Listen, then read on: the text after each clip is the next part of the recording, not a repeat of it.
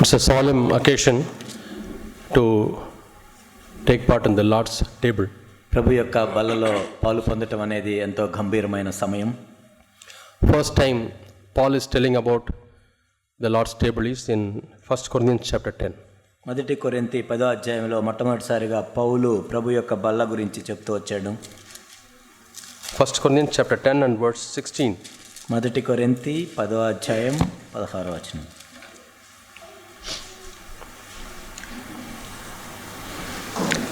Yeah.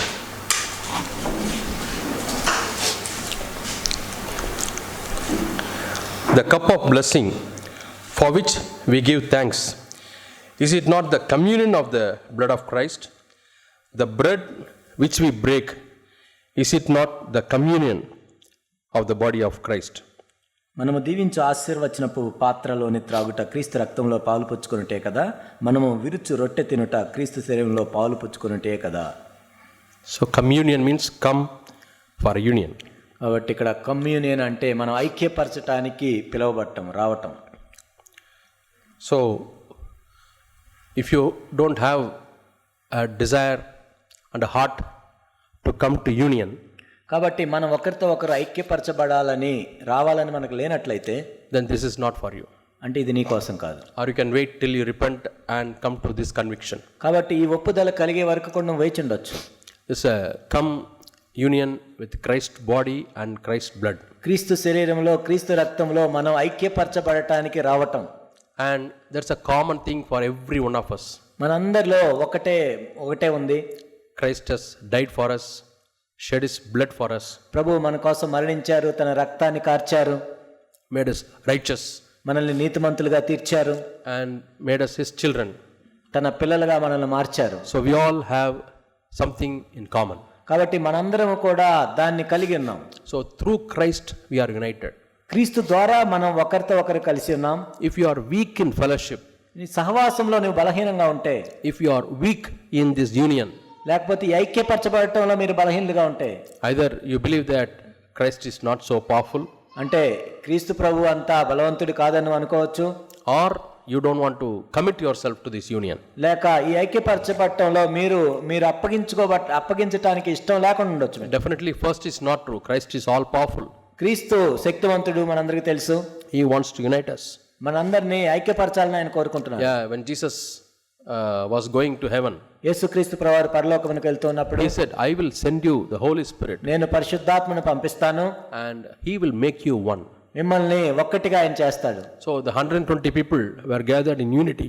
అక్కడ 120 మంది ఐక్యపరచబడ్డారు. They were all filled with the Holy Spirit. వాళ్ళందరూ కూడా పరిశుద్ధాత్మ నింపబడ్డారు. And as a body of Christ, they proclaimed Jesus. క్రీస్తు యొక్క శరీరముగా వాళ్ళు ఒక్క శరీరముగా క్రీస్తును ప్రకటించారు. The disciples who are fighting, who is to be the leader, మనలో ఎవరు నాయకులని పోట్లాడుకునే శిష్యులు, they all became one.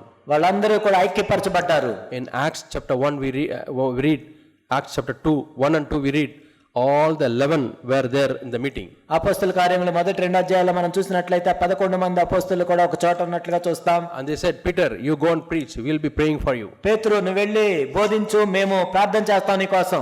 There no discussion who is greater, అక్కడ మనలో ఎవరు గొప్పవాళ్ళు అని వాదం ఏమీ లేదు. who is the leader, మనలో నాయకుడు ఎవరనే వాదం లేదు. all disappeared. అదంతా కూడా వెళ్ళిపోయింది. Because self is crucified on the cross. ఎందుకంటే ఆ సిలువలో స్వయం అనేది సిలువ వేయబడింది.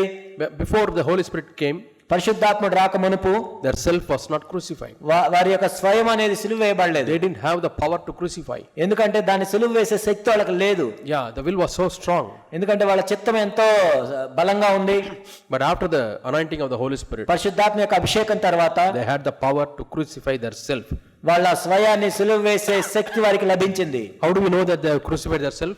వాళ్ళ స్వయాన్ని సిలువ వేశారని మనకు ఎలా తెలుసు? Because nobody is interested in position. ఎందుకంటే వాళ్ళు నాకు ఆ పదవి కోసం ఎవరు ఆరాటపడట్లేదు. No, nobody discusses who is to be the leader. ఎవరు నాయకులుగా ఉండాలని వాదం లేదు. That is a big work God is doing. దేవుడు చేసిన అతి గొప్ప పని అది. Now we come to 1 Corinthians chapter 10. మొదటి కొరింథీ 10 మనం చూసినట్లయితే What is the background he is telling this?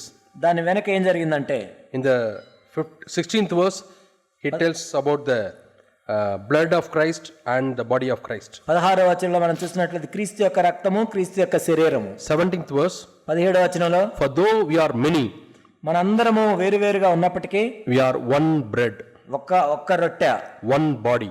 ఒక్క శరీరము. For we all take part of that one bread. అనేకులమైన మనము ఆ ఒక్క రొట్టెలో పాలు పుచ్చుకొనుచున్నాము. Even today, God is telling the same thing. ఈనాడు కూడా ప్రభు అదే చెప్తున్నారు. We have one bread, మనకి ఒకటే రొట్టె ఉంది, which is going to be broken and given to you. అది విరిచి అందరికి పంచబడుతుంది. We all take part from the one bread.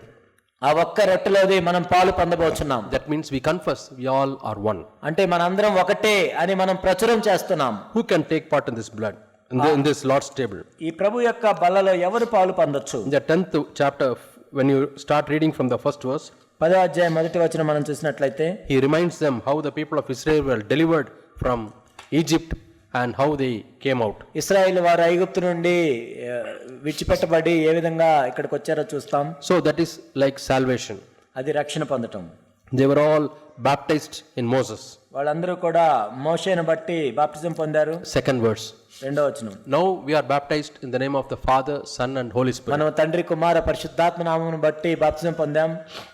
Yeah, then they drank from the waters, ఆ తర్వాత ఆ నీళ్లు తాగారు. came out of the rock. ఆ బండలో నుంచి వచ్చే నీళ్లు తాగారు. That is similar to the anointing of the Holy Spirit. అది పరిశుద్ధాత్మ యొక్క అభిషేకానికి సాదృశ్యంగా ఉంది. He who believes, out of him will flow the rivers of living water. ఎవరైతే నా యందు విశ్వాసం ఉంచుతారో వారి కడుపులో నుండి జీవజల నదులు ప్రవహిస్తాయి. And then comes the 5th verse. తర్వాత 5వ వచనం. In spite of all these experiences, ఈ అనుభవాలన్నీ అయినా కానీ one can still seek his own will. తన సొంత చిత్తాన్నే వెతుక్కుండే ప్రమాదం. One can still be self-centered. ఒకరు తన స్వయాన్నే కేంద్రీకృతం చేసుకొని But ఉండొచ్చు. still they were receiving the blessings of God. అయినా వాళ్ళు దేవుని యొక్క ఆశీర్వాదాలు పొందుతున్నారు. We read in the 5th verse. 5వ వచనం మనం చూస్తాం. What does it say? ఇప్పుడు ఏం చెప్పబడింది? 5th verse we read. 5వ వచనం. But with most of them God was not pleased. అయితే వాళ్ళు ఎక్కువ మంది దేవునికి ఇష్టలుగా ఉండకపోయారు. Now let us apply this verse to our church. మన సంఘానికి మనం అన్వయించుకుందాం. Will God copy and paste to our church? మన సంఘానికి కూడా ఇదే రాస్తారా ప్రభు? Yeah. Copy and paste means, but with most of them God was not pleased. అంటే ఇందులో అనేక మంది విషయాన్ని బట్టి దేవునికి ఇష్టం లేదు. You have to delete not. కాబట్టి ఇష్టంగా లేరు అనేది తీసేయాలి. Yeah. So Hyderabad CFC church, Hyderabad CFC సంఘంలో how this passage should be? ఈ ప్యాసేజ్ ఎలా ఉండాలి? With most of them God was pleased. వారిలో ఎక్కువ మంది దేవునికి ఇష్టలుగా ఉన్నారు. So now God draws a circle. ఇప్పుడు దేవుడు ఒక వృత్తాన్ని గీసినట్లయితే That circle name is called most of them. ఇక్కడ అనేకులు అనే వృత్తంలో And some are outside the circle. కొంతమంది దానికి బయట ఉన్నారు. Now the question is, ఈ ప్రశ్న ఏంటంటే, am I inside the circle ఇప్పుడు నేను ఆ వృత్తం లోపల ఉన్నానా or outside the circle? అయితే బయట ఉన్నానా? Some of them are on the edge of the circle. కొంతమంది ఆ సర్కిల్ సరిహద్దులో ఉంటారు. They think that anytime I can go in or anytime I can come out. వాళ్ళు ఏమంటే అవసరమైతే ఇటు దూకొచ్చు లేకపోతే ఇటు దూకొచ్చు. If you are in the line, God assumes that you are out of the circle. కాబట్టి నువ్వు ఆ లైన్ మీద ఉన్నా బయట ఉన్నట్టే. No, let us try to come to the center. కాబట్టి మనం మధ్యలోకి రావాలి. Lord, I want to come to the center of the purpose of God. ఓ ప్రభువా, దేవుని యొక్క చిత్తము సంకల్పం ఏమైందో దాని మధ్యలో నేను ఉండాలి. I want to come to the center of the will of God. దేవుని యొక్క చిత్తానికి మధ్యలో నేను ఉండాలి. I don't want to be in the periphery. నేనేదో బయట బాహ్య వలయంలో ఉండకూడదు. One tribe was always happy to be in the periphery.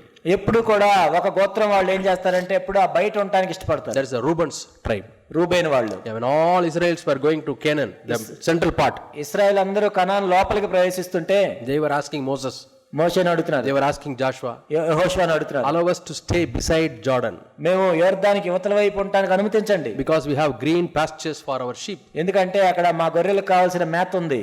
For them, their sheep is more important than their brothers. కాబట్టి వాళ్ళకి ఆ సహోదరుల కంటే వాళ్ళ గొర్రెలే వాళ్ళకి ఎక్కువ. So they don't want to be with the brothers. ఎందుకంటే వాళ్ళ సహోదరులతో ఉండాల్సిన వాళ్ళకి ఉండాలనుకోవట్లేదు. They want to be with the sheep. ఎందుకంటే వాళ్ళ గొర్రెలే వాళ్ళకి ఇష్టం. And Deborah is going for fighting. Deborah యుద్ధం చేయడానికి వెళ్తున్నప్పుడు And many people joined Deborah. అనేక మంది దెబోరాతో కలిసి వెళ్ళారు. Deborah and Barak. Deborah, Barak. We read it in the book of Judges. న్యాయాధిపతుల గ్రంథంలో మనం చదువుతాం. And there it is recorded. అక్కడ రాయబడి ఉంది. Deborah's heart was rejoicing because of the people who wholeheartedly committed themselves to the fight. ఎందుకంటే ఆ యుద్ధం చేయడానికి పూర్ణ హృదయంతో వచ్చిన ఇశ్రాయేల్ అందరిని చూసి దెబోరా హృదయం ఎంతో సంతోషిస్తూ ఉంది. But it is recorded. కానీ ఇది కూడా రాయబడింది. when she thinks of Reuben and tribes, Reuben గోత్రం గురించి ఆలోచిస్తున్నప్పుడు her heart was troubled. తన హృదయం కలవరపడింది. Her heart was troubled. తన హృదయంలో నెమ్మది లేదు. It is because God's heart was troubled. ఎందుకంటే దేవుని హృదయం కూడా ఎంత When విచారకరంగా they were all fighting, వాళ్ళు యుద్ధం చేస్తుంటే Reuben chose to stay back to hear the sheep's voices. Reuben గోత్రం వాళ్ళు అక్కడే కూర్చొని వాళ్ళ గొర్రెలు ఎలా అరుస్తున్నాయో చూస్తున్నారు వాళ్ళు. When my brothers are fighting the battle, నా సహోదరులు యుద్ధం చేస్తుంటే I am enjoying the music. నేను ఇక్కడ మ్యూజిక్ వింటా కూర్చున్నాను. They are in the border. వాళ్ళు ఎప్పుడు ఆ సరిహద్దుల్లో ఉంటారు. My dear brothers and sisters, నా ప్రియ సహోదరి సహోదరులారా, do you want to know whether you are in the border or in the center? నీవు మధ్యలో ఉన్నావా సరిహద్దులో ఉన్నావా తెలుసుకోవాలనుకుంటే, If you are in the border, నీవు ఆ సరిహద్దులో ఉంటే you will not join the brothers who are fighting the battle. ఎవరైతే సహోదరులు యుద్ధం చేస్తున్నారు వాళ్ళతో నువ్వు కలవు. You don't feel the pain and agony of the brothers, కాబట్టి వాళ్ళు ఎంత వేదన గుండా వెళ్తున్నారో, ఎంత శ్రమల్లో బాధల్లో వెళ్తున్నారో నువ్వు పట్టించుకో. of the sisters. సహోదరులు, But when you are really in the fellowship, నిజంగా నువ్వు సహవాసంలో ఉంటే you know what this brother is going through. ఈ సహోదరుడు దేని గుండా వెళ్తున్నాడు నీకు You know తెలుస్తుంది. what this sister is going ఈ through. సహోదరు దేని గుండా వెళ్తుంది నీకు తెలుస్తుంది. Lord, so much she's struggling. ఓ ప్రభు, ఆమె ఎంతో ప్రయాసపడుతుంది. So much this brother is struggling ఈ సహోదరుడు ఎంతో ప్రయాసపడుతున్నాడు with their children పిల్లలతో, or with their parents, లేకపోతే తల్లిదండ్రులతో, or with the sick brother, లేకపోతే రోగులుగా ఉన్న వాళ్ళతో, sick sister, లేకపోతే రోగులుగా ఉన్న సహోదరులతో. oh, without job, ఉద్యోగం లేదు, without getting married. వివాహం అవ్వట్లేదు. So much of speeches she has to hear. కాబట్టి ఎన్నో మాటలు పడాల్సి వస్తుంది. Lord, that's a struggle. That's a battle. వాళ్ళు ఎంతో ప్రయాసకుండా యుద్ధం గుండా వెళ్తున్నారు. Are you joining with them? వాళ్ళతో నువ్వు కలుస్తున్నావా? Are you getting at least a little share of that burden in your heart? కానీ నీ హృదయంలో ఆ భారం కొంచెం పంచుకుంటున్నావా? Little share of the pain in your heart? వాళ్ళు వెళ్ళే బాధని నువ్వు అనుభవిస్తున్నావా? కొద్దిగా If you are able to feel the pain, ఆ బాధను నువ్వు అనుభవిస్తున్నావా? at least one family కనీసం ఒక్క కుటుంబం in the church, సంఘంలో can you honestly say, యథార్థంగా నువ్వు చెప్పగలవా? when I think of that family, Lord, నేను ఆ కుటుంబం గురించి ఆలోచిస్తున్నాడు ప్రభు. I am burdened, oh Father. ప్రభు, నాకెంత భారం ఉంది. Please deliver them, Lord. ప్రభు, సహాయం చేయండి వాళ్ళకి. How long will they undergo this oh difficulty? ప్రభు, ఎన్నాళ్ళు వెళ్ళాలి ఇలా? How long will they undergo this oh struggle? ప్రభు, ఎన్నాళ్ళు ఈ శ్రమంలో కూడా వెళ్ళాలి ప్రభు. Might be that children are not born again. ఆ పిల్లలు బహుశా తిరిగి They are జన్మించలేదు, not. They're going astray. వాళ్ళు దారి తొలగిపోతున్నారేమో. And are you able to pray for them వారి గురించి నువ్వు ప్రార్థన చేయగలుగుతున్నావా? with a real grief? నిజమైన దుఃఖముతో, వేదనతో. How do you know that Jesus was at the center of the will of God? యేసుక్రీస్తు ప్రభువారు తండ్రి యొక్క చిత్త మధ్యలో ఉన్నాను ఎలా తెలుసు? He was praying with agony and tears, ఆయన మహారోదనతో కన్నీళ్లతో ప్రార్థన చేస్తూ so much burden that his sweat fell down as drops of blood. కాబట్టి ఆయన ఎంతో భారంతో ప్రార్థన చేస్తున్నప్పుడు ఆయన చెమట రక్తంగా మారింది. In John 11 we read his soul was deeply troubled. యోహాను 11లో మనం చూస్తాం ఆయన ఆత్మలో కలవరపడెను. For whom? ఎవరి కోసం? For you and me.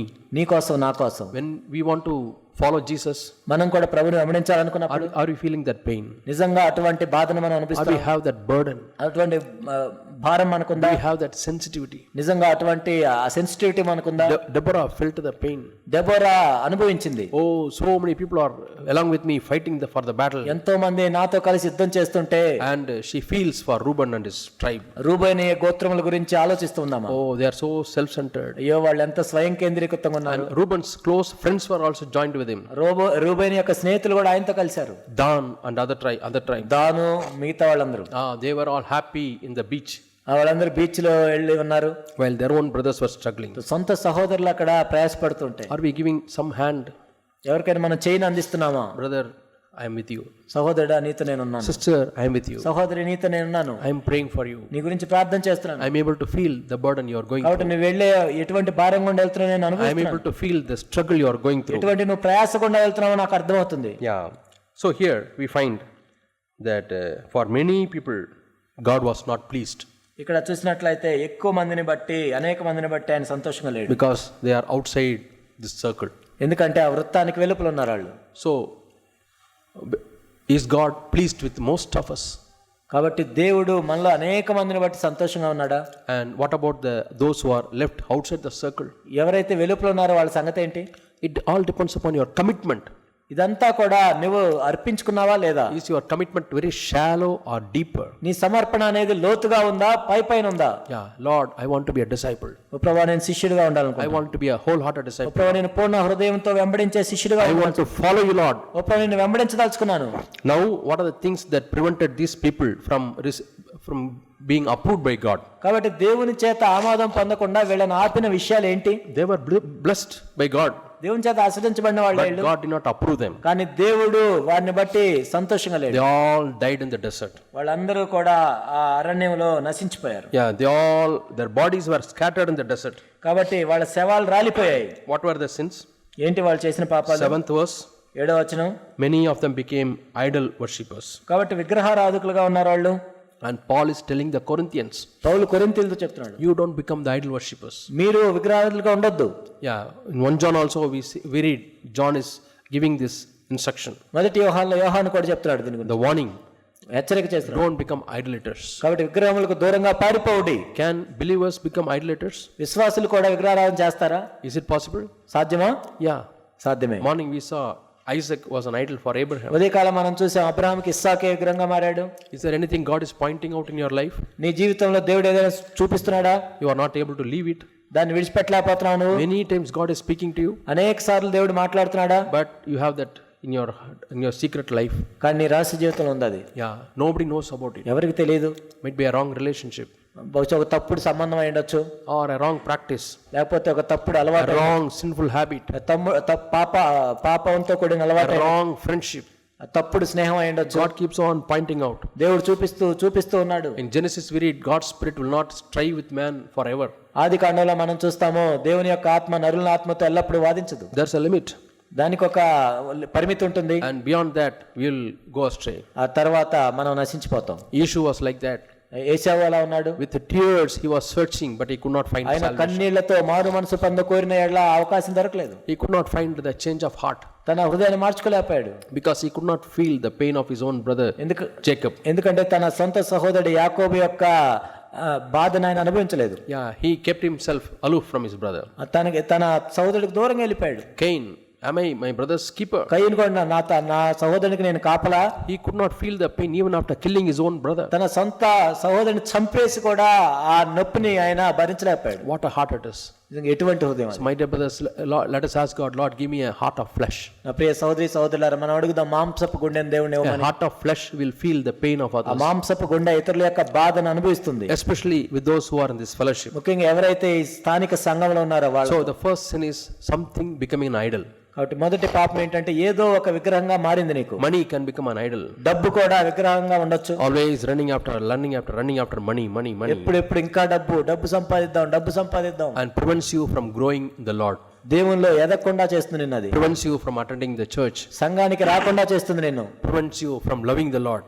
దేవుణ్ణి ప్రేమించకుండా నిన్ను చేస్తుంది. The second sin is in the 8th verse. రెండో పాపం ఏంటంటే 8వ వచనంలో. Yeah, in a single day 23,000 people were dead ఒక్క రోజే 23,000 మంది చచ్చిపోయారు. because of adultery, వ్యభిచారం, because of fornication. వ్యభిచారాన్ని బట్టి. So the second sin we have to cleanse us from ourselves is మనల్ని మనము కడుక్కోవాల్సిన రెండో పాపం ఏంటంటే sexual sin. లైంగిక సంబంధమైన It's పాపం. very close. ఇది ఎంతో దగ్గరగా ఉంటుంది. ఎప్పుడు Nobody can say I have crossed that limit.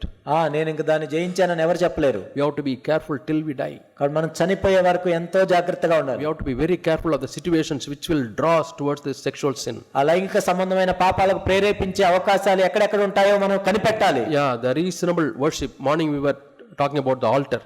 ఉదయకాలం మనం చూసాం బలిపీఠం గురించి. Romans 12:1 says, రోమా 12:1 మనం చూస్తే, I beseech you therefore my brothers, నా సహోదరులారా మిమ్మల్ని నేను బతిమలాడుచున్నాను, offer your bodies as a living sacrifice, holy, acceptable and perfect.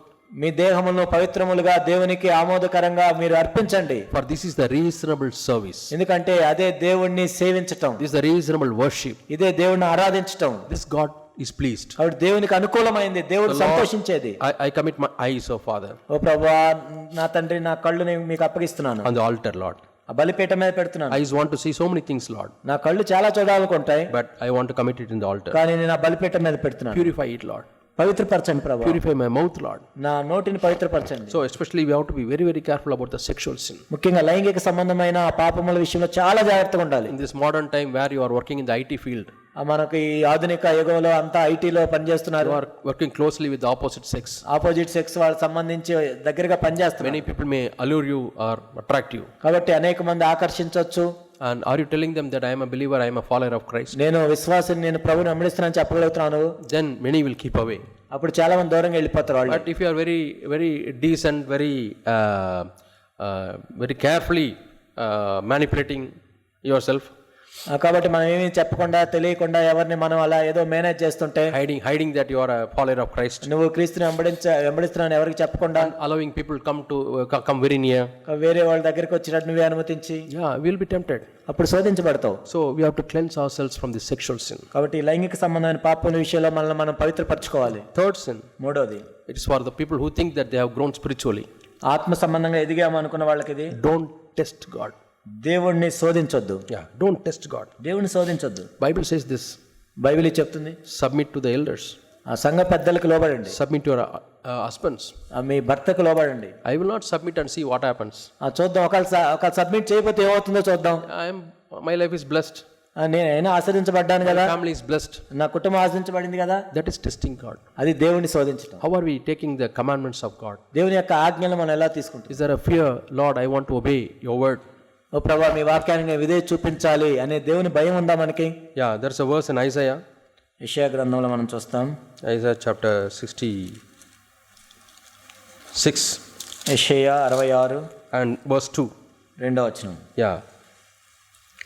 Isaiah, యెషయా గ్రంథం yeah, chapter 66 66 అధ్యాయం and verse 2. రెండో వచనం. I'll read it in English. Yeah. For my hand has made all those things, and so all those things come to be, says the Lord. But to this person I will look, to the one who is lowly and of a contrite spirit, and trembles at my word. అవన్నీ నా హస్తకృత్యములు, అవి నా వలన కలిగినవి, యెహోవా సెలవిచ్చును. ఎవడు దీనుడై నలిగిన హృదయం గలవాడైన ఆ మాట విని వణుకుచుండెనో వానినే నేను దృష్టించుచున్నాను. One who is humble. ఎవరైతే దీనుడై ఉంటాడు. Who is a person who is humble? ఎవరు దీనుడు? Who trembles at the word of God. దేవుని యొక్క వాక్యం విని వణికేవాడు. What is the meaning of trembling at the word of God? ఏంటి దేవుని యొక్క వాక్యం విని వణకటం అంటే ఏంటి? Lord, your word says like this. ప్రభువా, నీ వాక్యం ఇలా చెప్పు. I'm not like that, Lord. నేనేం ఇలా లేను. I'm really trembling, Lord. ప్రభువా, నేను ఎంతో విని I want to obey your word, Lord. నీ వాక్యానికి విధేయత చూపించు. I want to take your word seriously, ఈ Lord. వాక్యాన్ని తీవ్రంగా తీసుకోవాలి ప్రభువా. I don't want to take it lightly, Lord. నేను తేలిగ్గా తీసుకోకూడదు ప్రభువా. I don't want to throw any word down and tramp it, Lord. మీ వాక్యాన్ని నేను క్రింద వేసి తొక్కకూడదు ప్రభువా. No, Lord, I don't want to seek my honor. ప్రభు, నా ఘనత నేను కోరుకోను. I want to seek your honor. మీ ఘనత నేను కోరుకోవాలి. That is trembling at the word of God. దేవుని యొక్క వాక్యాన్ని విని వణుకుచూ ఉండాలి. The opposite is testing God. దానికి వ్యతిరేకమైనది ఏంటంటే దేవుని శోధించడం. This verse, I know that. ఈ వచనం నాకు తెలుసు కదా. And I have violated it many times. నేను ఇప్పటికే చాలా సార్లు దానికి అవిధేయత చూపించాను. Nothing is happening. ఏమవుతుంది, ఏమవలేదు. My brothers have not found out. సహోదరులు ఎవరికి తెలియలేదు. My sisters have not found out. సహోదరులకు ఎవరికి తెలియదు. So I continue in that one. నేను అలా చేస్తూ వెళ్తాను. We are taking a dangerous path. కాబట్టి నువ్వెంతో ప్రమాదకరమైన మార్గాన్ని ఎంచుకున్నావు. So anything, let us not question God, let us not test God. కాబట్టి దేవుణ్ణి మనం ప్రశ్నించొద్దు, దేవుణ్ణి శోధించొద్దు. Yeah, we have seen 1, 2, 3. మనం 3 విషయాలు మనం చూసాం. And fourth sin is 4వ పాపం ఏంటంటే 10th verse. 10వ వచనం. Murmuring సణుగుడు and complaining. ఫిర్యాదులు. A complaining spirit. ఎప్పుడు ఫిర్యాదులు చేసే ఆత్మ. Why have they have not done that? ఎందుకు వాళ్ళు చేయలేదు? Why can't you do that? నువ్వెందుకు చేయలేదు అది? Yeah. Easily we complain. మనం వేరే వాళ్ళ మీద ఫిర్యాదులు చేస్తుంటాం. Why can't they do like this? వాళ్ళు ఇలా చేయొచ్చు కదా. Yeah. Why did they do this to me? మరి అలా ఎందుకు చేశారు నాకు? Always having a complaining spirit. ఎప్పుడు కూడా ఫిర్యాదు చేసే ఆత్మ. Murmuring spirit. ఎప్పుడు సణిగే ఆత్మ. That is opposite of having a thanksgiving heart. దానికి వ్యతిరేకమైనది ఏంటంటే ఎప్పుడు కృతజ్ఞత కలిగి ఉండాలి. Let our hearts be filled with thanksgiving. మన హృదయాలు ఎల్లప్పుడూ కృతజ్ఞతతో నిండి ఉండాలి. For what God has done. దేవుడు ఏదైతే చేశాడో. For what people do. ప్రజలు ఏదైతే మనకు చేశారో. Yeah, yesterday I was talking to a brother. నేను ఒక సహోదరుడితో మాట్లాడుతున్నాను. He was telling after moving close with Brother Zach. Jack గారితో దగ్గరికి వెళ్ళినప్పుడు. And he could observe. ఆయన చూడగలిగాడు. Even small things people do. చిన్నవి చేసే కూడా. He has a heart to thank them. వాళ్ళకి థ్యాంక్స్ చెప్పే. Thank you. థ్యాంక్స్ చెప్పడం. That comes from his heart. తన హృదయం నుంచి వస్తుంది. Our heart automatically or voluntarily it will not do that. మనం మామూలుగా అయితే అలా చేయం. But we'll have to practice. కానీ దాన్ని అభ్యాసం చేయాలి. Thank you, brother. Thank you చెప్పటం. Every time I translate to him, ప్రతిసారి నేను ట్రాన్స్లేట్ చేసినప్పుడు I have seen he will say thank you. ఎప్పుడు ఆయన థ్యాంక్ యూ చెప్తూ ఉంటాడు. A small thing, it is my duty. చిన్న ఎప్పుడు చేసేది. My privilege. ఇది నా ఆధిక్యత నిజానికి. I don't expect thanks. నేనేం అడగాను, నేనే జాక్ బ్రదర్ చెప్పాలనుకోను. Yeah, the very fact that I can translate for him is a big privilege. I నిజానికి consider. ఆయనకి తర్జుమా చేయటం అంటేనే మన గొప్ప ఆధిక్యత. I'm not worthy for that. దానికి అసలు అయోగ్యుడిని నేను. But he thanks me. అయినా థ్యాంక్స్ చెప్తాడు. So that brother was telling, I have learned to be a thanksgiving person. కాబట్టి అలా ఎల్లప్పుడు కృతజ్ఞత నేను తెలియజేసేవాడిగా ఉండాలి అంటే If you are not thankful, నువ్వు అలా కృతజ్ఞత it తెలియజేసేవాడు will not take much time to become a grumbling man. కాబట్టి నువ్వు ఎప్పుడు కృతజ్ఞత తెలియజేయవు వెంటనే నువ్వు సణిగేవాడిగా And మారిపోతావు. 11th verse, he says, 11వ వచనం all these things are happened for our exhortation and warning. ఇవన్నీ కూడా మనకి బుద్ధి కలుగొట్టుకై రాయబడి ఉన్నాయి. Yeah. And then he says, ఆ తర్వాత ఆయన చెప్తున్నారు 16th verse, 16వ వచనం, let us take part in this Lord's table. మనము ప్రభు యొక్క బలలో పాలు పొందుదాం. Yeah. 23rd verse, 23వ వచనం, Paul says his life. పౌలు తన గురించి చెప్తున్నాడు. I am not examining whether I am a idol worshipper or a adulterer or murmuring or testing a person who tests God. I am not on this line. నేను ఇప్పుడు పౌలు తన జీవితం గురించి నేనే విగ్రహారాధికున్నా లేకపోతే విచారం చేస్తున్నానా, నేను దాని గురించి నేనేమీ ప్రశ్నించుకోవట్లేదు. Corinthian people are at this level. He says you examine your life. కొరింథీ వాళ్ళందరూ చాలా ఈ లెవెల్లో ఉన్నారు కాబట్టి మీరు పరీక్షించుకోమని చెప్తున్నాడు. But what is Paul's life? పౌలు జీవితం ఏంటి? Yeah, all things are lawful unto me, అన్ని విషయములందు నాకు స్వాతంత్రం కలదు, but all things are not worth. కానీ అన్ని చేయదగినవి కావు. In another verse it says all things are not for edification.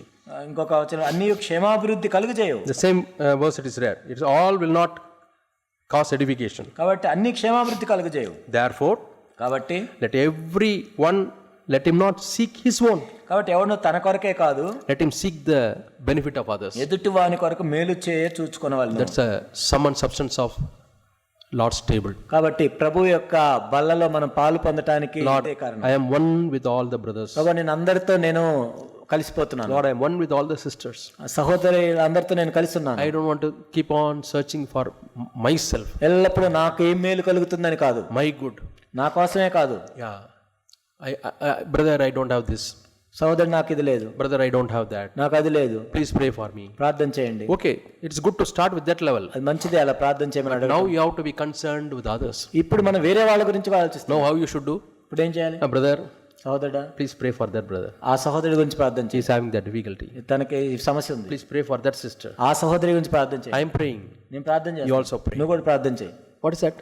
ఏంటది? You are obeying to 24th verse. 24వ వచనం, You are not seeking of your own. నీ మేలు కొరకు కాదు, నువ్వు You are thinking of others. వేరే వాళ్ళ గురించి ఆలోచిస్తావు. So God has given us this privilege of taking part in the Lord's table. కాబట్టి ప్రభు యొక్క బలలో మనం పాలు పొందే ఆధిక్యతను దేవుడు మనకి Let ఇచ్చాడు. us not seek our own. కాబట్టి మన సొంతది మనం చూసుకోవటం కాదు, Let us seek the benefit of others. ఇతరుల మేలు కొరకు మనం చూద్దాం. Again he is saying to 32nd verse. 32వ వచనం, And when you read 11th chapter also, 11వ అధ్యాయం మీరు చదివిన 23rd verse he is starting. 23 నుంచి ఆయన చెప్తున్నాడు, Yeah, whatever I have received, I pass on to you. నేను మీకు అప్పగించిన దాన్ని ప్రభు వలన పొందుతాను. You read the previous verses. అంతకు ముందు చదివితే, Don't despise కాబట్టి ఎవరిని తృణీకరించొద్దు, those who do not have.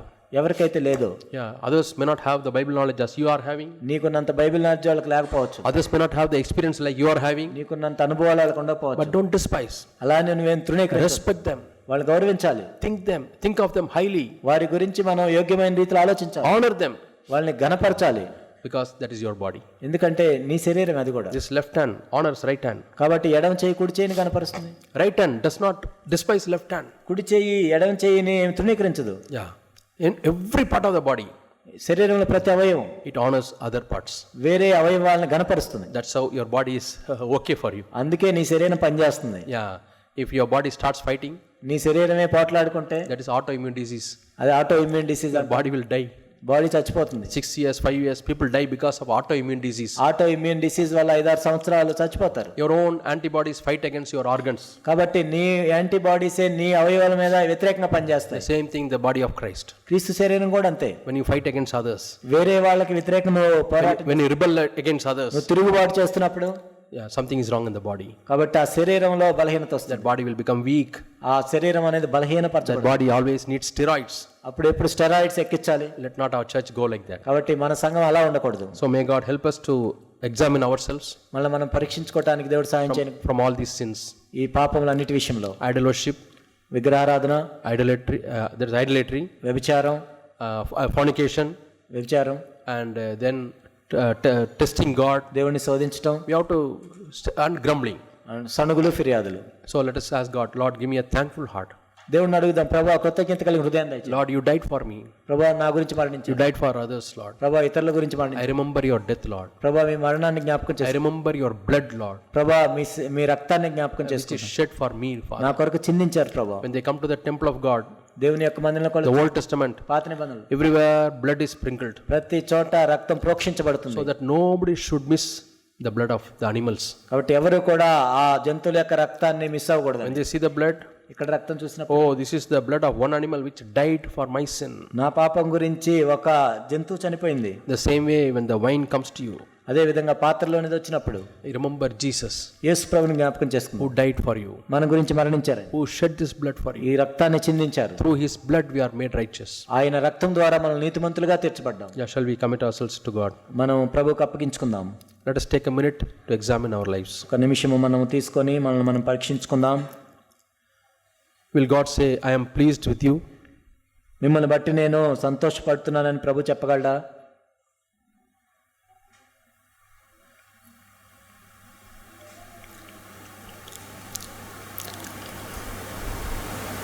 Am I one with all others in this body of Christ? ప్రభా ఈ స్థానిక క్రీస్తు యొక్క శరీరంలో నేను ఒక అవయవంగా ఉన్నానా?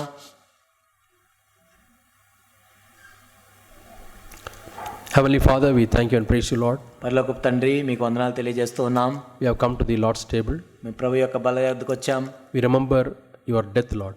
ప్రభా మీ మరణాన్ని మేము జ్ఞాపకం చేసుకుంటున్నాం. We remember your shedding of blood for us, మా Lord. కొరకు మీరు రక్తం చిందించారు, దానికి జ్ఞాపకం చేసుకుంటున్నాం. We remember, Lord, the sufferings you underwent on the cross of Calvary. ఓ ప్రభా, కలవరి శిలువలో మీరు వెళ్ళిన శ్రమలను, వేదనలను మేము జ్ఞాపకం For చేసుకుంటాం. my sake, Lord, for our sake, Lord. ప్రభా నా కొరకు, మా కొరకు And cleanse me and make me worthy, Lord, to take part in this. మమ్మల్ని Lord's table. పవిత్రులుగా చేయండి. మీ బలలో యోగ్యమైన రీతిలో మేము పాలు పొందడానికి సహాయం చేయండి. Cleanse us, Lord. పవిత్రపరచండి ప్రభా. I don't want to take in an unworthy manner, oh Father. అయోగ్యమైన రీతిలో మేము పాలు పొందకున్నట్లు సహాయం చేయండి. And help me to judge myself every day, Lord. ప్రతిరోజు మమ్మల్ని మేము తీర్పు తీర్చుకోవడానికి సహాయం చేయండి. Not only for me, Lord, for everybody, Father. ప్రభా ఇక్కడ నా కొరకే కాదు, ప్రతి ఒక్కరి విషయంలో We commit your church into your hands. ప్రభా మీ సంఘాన్ని మీ చేతులకు అప్పచెప్తున్నాం. This is a church purchased by your precious blood, Lord. మీ ప్రశస్తమైన రక్తం చిందించి మీరు సంపాదించుకున్న మీ సంఘం ప్రభా ఇది. Bless the church, Lord. ప్రభా సంఘాన్ని ఆశ్రదించండి. Bless this service, oh Father. ప్రభా దీన్ని ఆశ్రదించండి. In Jesus' name we pray. యేసు నామములో ప్రార్థిస్తున్నాం తండ్రి. Amen. ఆమేన్.